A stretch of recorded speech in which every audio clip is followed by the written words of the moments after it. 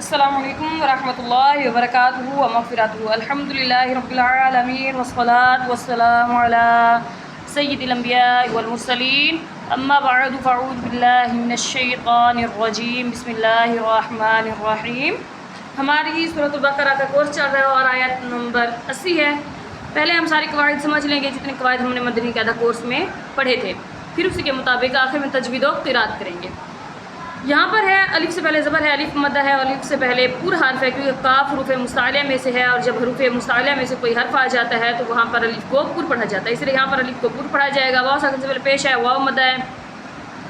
ایک الف مقدار کھینچ کر ادا کریں گے۔ نون ساکن ہے، نون ساکن کے بعد تا ہے، تا حروف اخفا میں سے ہے، جب نون ساکن کے بعد حروف اخفا میں سے کوئی حرف آ جائے تو وہاں پہ اخفا ہوگا، یعنی گنا کر کے ادا کریں گے۔ یہاں پر الف سے پہلے زبر ہے، الف مدہ ہے، لیکن یہاں پہ اگر ہم وقف کریں گے تو الف مدہ کریں گے، ورنہ ہم وقف اگر نہیں کریں گے تو نون کو اس نون میں ڈال کر پڑھیں گے۔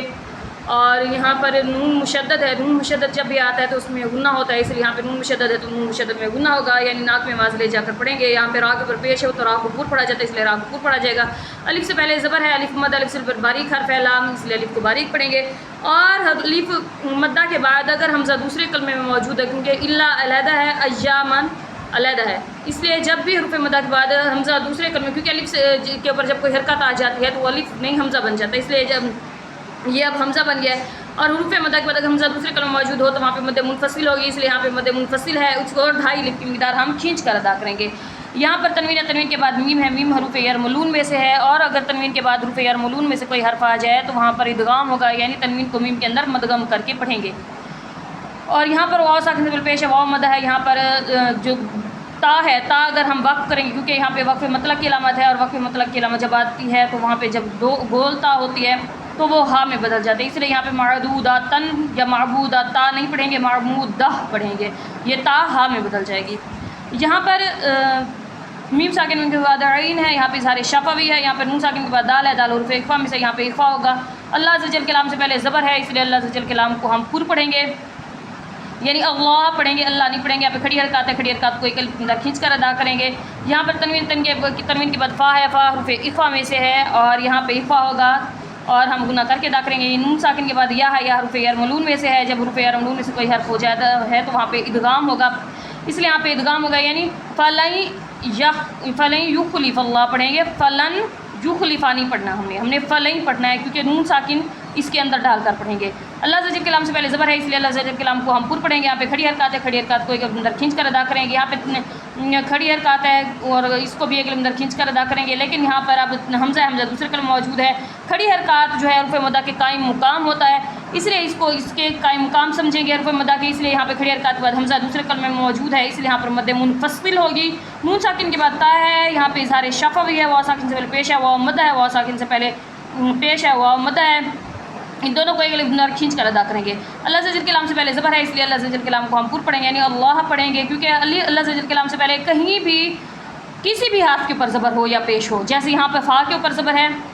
اور یہاں پر دال کے اوپر ہے، یہاں پر لام کے اوپر ہے، کوئی بھی حرف آ سکتا ہے اللہ عز و جل کے لام سے پہلے، اور وہاں پہ کسی بھی حرف کے اوپر زبر یا پیش ہو تو وہاں پہ اللہ عز و جل کے لام کو ہم پر پڑھیں گے۔ اور یہاں پہ الف سے پہلے زبر ہے، الف سے پہلے زبر ہے، دونوں جگہ الف مدہ ہے، اور دونوں جگہ الف سے پہلے باریک حرف ہے، اس لیے الف کو باریک پڑھیں گے۔ واو ساکن سے پہلے پیش ہے، واو مدہ ہے، اور حروف مدہ کے بعد جو سکون ہے وہ عارضی ہو جائے گی کیونکہ وقف ہے، وقف تام کی علامت ہے، یہاں پہ ہم وقف کریں گے، رکیں گے، سانس توڑیں گے،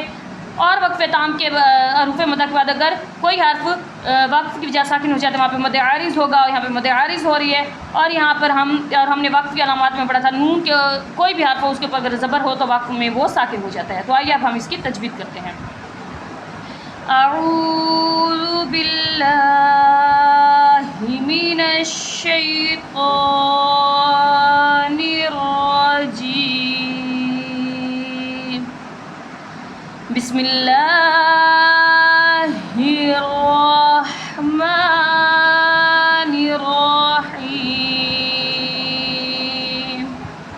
وقالوا لن تمسنا النار إلا أياما معدودة قل اتخذتم عند الله عهدا فلن يخلف الله عهده أم تقولون على الله ما لا تعلمون صدق الله العظيم.